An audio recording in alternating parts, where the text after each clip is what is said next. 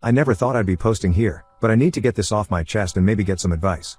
This is a long story, so bear with me. I'm Derek, 34M, and I've been married to Sophia, 32F, for 8 years.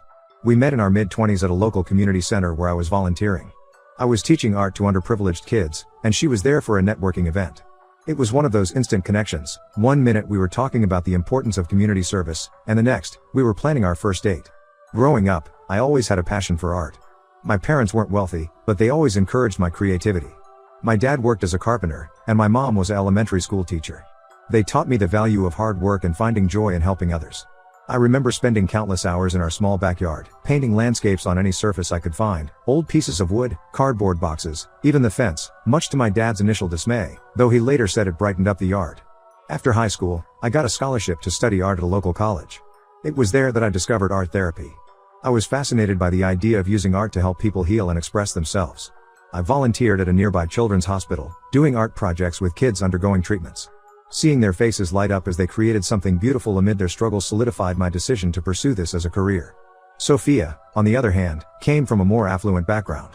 Her parents were both successful lawyers, and she grew up with certain expectations about lifestyle and career success. She studied marketing in college and had always been driven to climb the corporate ladder. When we met, she was working entry-level at a marketing firm but had big plans for her future. Despite our different backgrounds, we clicked. Sophia loved my compassionate nature and my ability to find beauty in the simplest things. I was drawn to her ambition and the way she could light up a room with her confidence. We balanced each other out perfectly. I didn't need to go out of my way to impress her or bring expensive gifts. I'd surprise her with a sketch I made of her, and she'd frame it and hang it in our apartment. After we got married, I took a job at a nonprofit organization that provides art therapy services to underprivileged communities. The pay wasn't great, but I loved the work. I felt that helping people express themselves through art was my calling. I worked with a diverse range of clients, from children with learning disabilities to veterans dealing with PTSD. Every day brought new challenges and rewards. Sophia started working for a big marketing firm, quickly moving up the ranks. She had a natural talent for networking and always seemed to know the right thing to say to impress her bosses. I admired her drive, even if I didn't always understand it. For the first few years, things were great. We lived in a modest 2-bedroom apartment in a quiet neighborhood. It wasn't fancy, but it was cozy and filled with both my artwork and little trinkets Sophia would bring back from her business trips. We saved money where we could and made the most of our time together. We didn't have much, but we had each other, and that seemed to be enough. We would spend our weekends exploring local art galleries, trying out new recipes, or just relaxing at home with a good book or movie. I remember one Saturday when we decided to have an at-home paint night. We spread newspapers all over the living room floor, set up easels, and spent hours painting and laughing at our attempts to recreate famous artworks. Sophia's version of the Starry Night ended up looking more like swirling spaghetti, and we laughed so hard we had tears in our eyes. As Sophia's career began to take off, I couldn't have been prouder. Seeing her hard work and dedication pay off was incredible. I remember the day she got her first big promotion. I had just finished a particularly emotional session with a young client who had recently lost a parent. I was emotionally drained but felt fulfilled knowing I had helped this child express their grief through art. When I checked my phone, I saw Sophia's excited text. She'd been promoted to a senior marketing position, and it came with a substantial raise. We celebrated that night by cooking her favorite meal together, a complex pasta dish we'd been perfecting for months. We opened a bottle of wine we'd been saving for a special occasion and stayed up late, talking about our dreams and plans for the future. I even surprised her with a small painting I'd been working on in secret, a beautiful landscape of the park where we had our first date. Sophia teared up when she saw it, saying it was the most thoughtful gift she'd ever received. But things started to change about a year ago. Sophia came home one day, talking about how her colleagues were all going on exotic vacations and buying luxury cars. She'd just attended a company retreat at a high-end resort, and I could see a shift in her. She asked if we could also go on a more extravagant vacation. I agreed, thinking it would be nice to treat ourselves. We booked a trip to a tropical resort, far more expensive than our usual getaways. Sophia paid for most of it, but I contributed what I could from my savings. I was shocked by the kind of things she wanted to do there, dining at Michelin-starred restaurants, booking exclusive excursions, shopping at high-end boutiques. It was so unlike her, but I went along with it, wanting her to enjoy herself. I tried to find a balance, suggesting we also do some local, more authentic experiences. We visited a small village and participated in a traditional art workshop. I thought Sophia enjoyed it. She even bought a handmade bracelet from one of the local artisans. But later, I overheard her on the phone with a colleague, laughing about the quaint experience and how she couldn't wait to get back to the resort spa. When we got back, Sophia seemed happier than ever, but it didn't last long. She started talking about moving to a bigger apartment in a trendier neighborhood. She began buying expensive clothes and accessories, saying she needed to look the part for her job. I supported her as much as I could, but I couldn't help feeling a growing disconnect. Our simple dates became a thing of the past. Sophia no longer wanted to explore local art galleries or try out new recipes at home. Instead, she was always pushing for fancy restaurants and exclusive events. We stopped having our quiet nights in, as she was always working late or networking with her new high-powered friends. One day, I suggested we have a picnic in the park, just like we used to. I had spent the morning preparing a basket with all her favorites: crusty bread, artisanal cheeses, fresh fruit, and a bottle of wine. I even packed a sketch pad and some pencils, thinking we could spend the afternoon drawing together like we used to. Sophia laughed and said she'd outgrown such childish activities. She wanted to go to a new upscale restaurant instead. I tried to explain that I missed our simple times together, but she brushed it off, saying I needed to grow up and start thinking about our future. As time went on, Sophia's dissatisfaction with our life grew. She started making comments about my job, suggesting I should look for something more prestigious and better paying. She'd compare me to her colleagues' husbands, who were all high-earning professionals. Once, she even suggested I go back to school to become a real doctor instead of an art therapist. I tried to explain that my job was fulfilling and that I was making a real difference in people's lives, but she couldn't seem to understand. She'd say things like, "That's great, Derek, but we can't pay our bills with good intentions." It hurt to hear her dismiss my passion like that. I reminded her of the progress my clients were making, of the breakthroughs we'd achieved through art. I told her about a teenage client who had started speaking again after months of silence, all because of our art therapy sessions. But Sophia just rolled her eyes and said, "That's nice, but it doesn't get us a bigger house or a better car."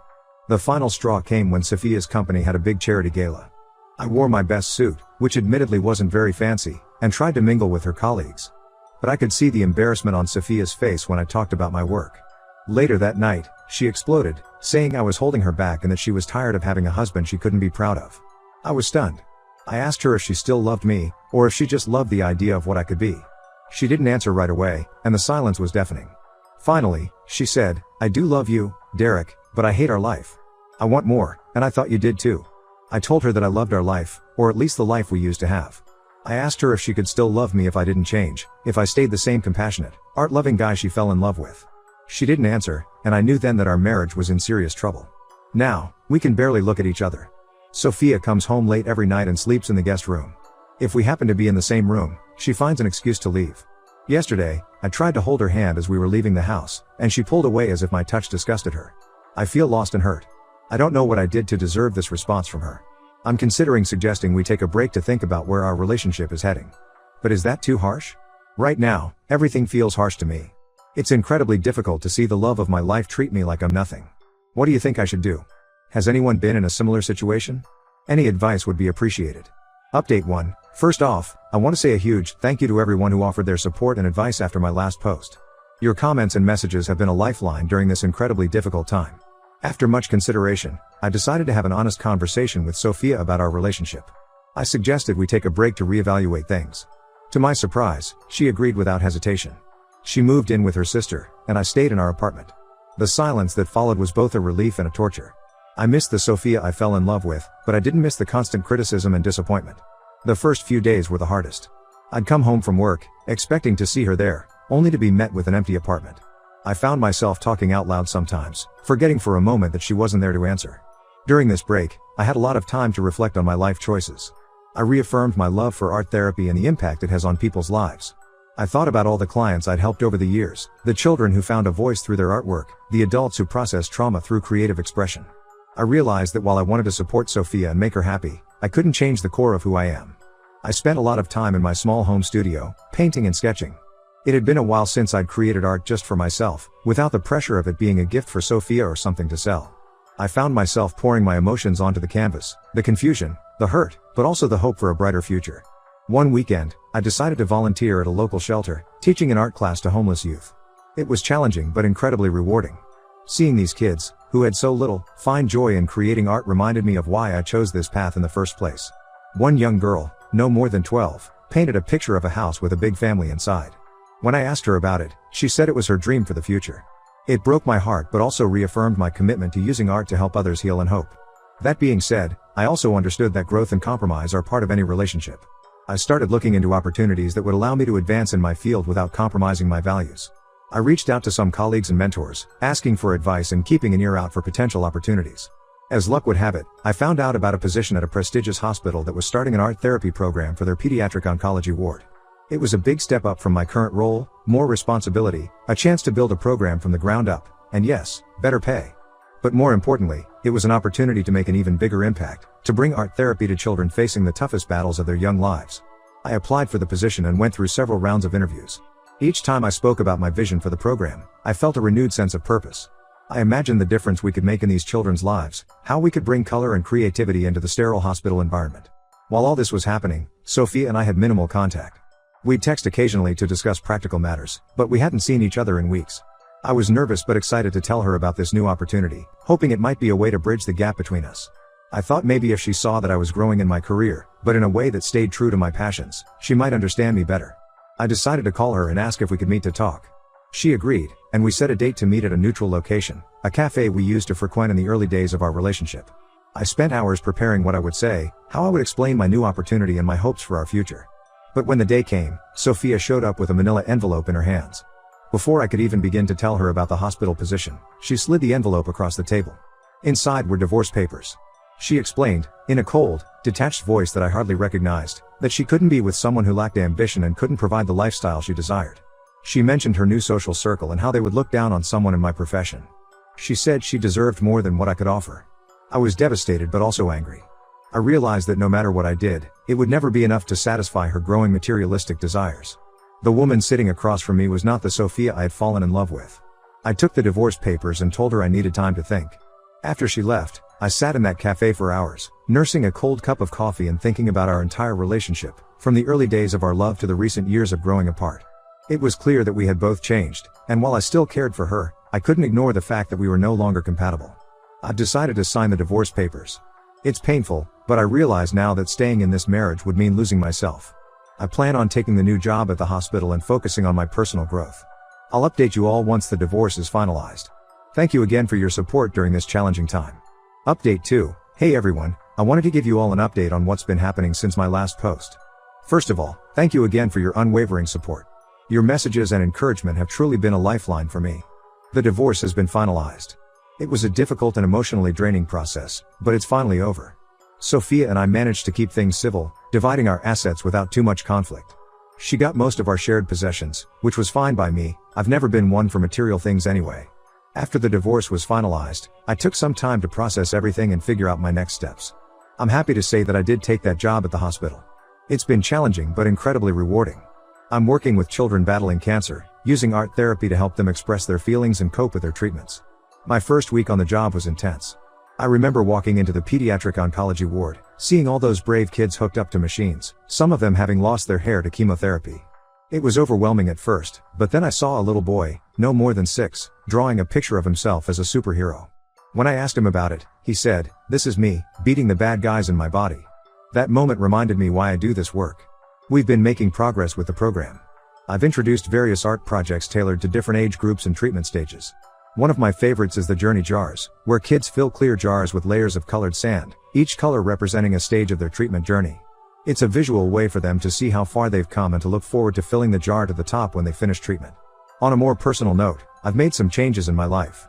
I moved to a small, cozy apartment closer to the hospital. It's filled with my artwork and plants. It feels more like me than our old place ever did.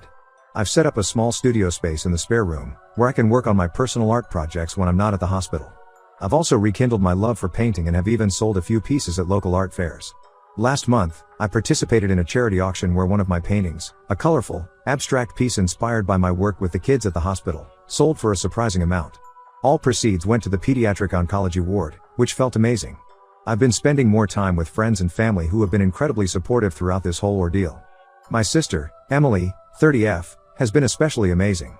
She's been checking in on me regularly and even set me up with a gym membership, insisting that exercise would be good for my mental health. She was right, those endorphins really do help. As for Sophia, we no longer have any contact. The last time I saw her was when she came to collect the last of her things from our old apartment. She seemed different, colder, somehow. She barely looked at me as she packed up her belongings, and the few words we exchanged were purely practical. As she was leaving, she paused at the door and looked back at me for a moment. I thought I saw a flicker of something, regret, maybe, in her eyes, but then it was gone, and so was she. I heard through mutual friends that she's dating one of her colleagues now, someone who apparently fits better into her new lifestyle. They said she's been promoted again and is now driving a luxury car and living in a high-rise apartment downtown. I wish her well, but I can't say I miss the person she became. I won't lie and say it's been easy. There are still days when I miss the Sophia I fell in love with, the one who used to appreciate the simple joys in life. Sometimes I'll catch myself thinking about calling her to share a funny story or a success at work, only to remember that's not our reality anymore. But those days are becoming fewer and farther between. I'm learning to appreciate my own company and the freedom to live life on my own terms. For now, I'm focusing on healing and moving forward. I'm not ready to date yet, but I'm open to the possibility in the future. Right now, my priority is my work, my art, and rediscovering who I'm outside of my marriage. Thank you all again for your support. Your kind words and advice have meant more than you know. I'll update you all again if there are any significant changes. Update 3, hello again, everyone. It's been a while since my last update, and I wanted to share some developments in my life. First off, work at the hospital has been going incredibly well. I've been able to establish a comprehensive art therapy program for the pediatric oncology ward, and the results have been amazing. We've expanded from individual sessions to group workshops, and even started a weekly art cart that goes room to room for kids who are too sick to come to the art room. One of our recent projects was creating a large mural in the ward's playroom. We had kids, parents, and even some of the medical staff contribute to it. It's a bright, colorful scene of a fantastical forest, filled with magical creatures and hidden details. The kids love pointing out which parts they painted, and I've noticed it often serves as a conversation starter for children who are just meeting each other. Seeing these brave kids find joy and expression through art, even in their toughest moments, has been the most rewarding experience of my career. Last week, one of our long-term patients, a 12-year-old girl named Lily, finished her last round of chemo. As part of her celebration, she asked if she could paint a picture in the art room. She created this beautiful image of a phoenix rising from ashes. When I asked her about it, she said, "That's me, Mr. Derek. I'm going to rise up stronger than ever." I'll admit, I had to step out of the room for a moment to compose myself after that. On a personal note, I've been doing a lot better. The pain of the divorce has subsided, and I've found a new sense of peace and purpose. I've thrown myself into my artwork, experimenting with new techniques and subjects.